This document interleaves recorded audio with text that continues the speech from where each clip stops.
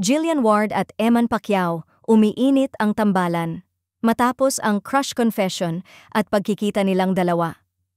Hindi pa man opisyal na nagsisimula ang proyekto nila, tila umuugong na ang matinding intriga sa tambalang Jillian Ward at Eman Baco sa Pacquiao.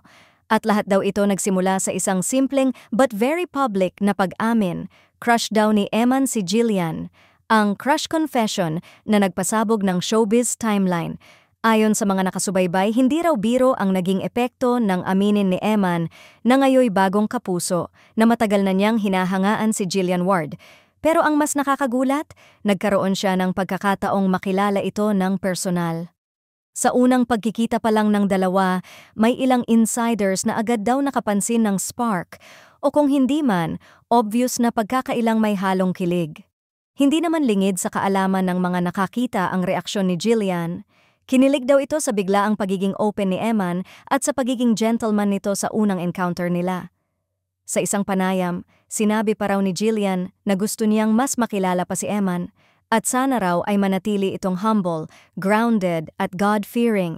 Mga linyang agad namang binigyan ng iba't ibang interpretasyon.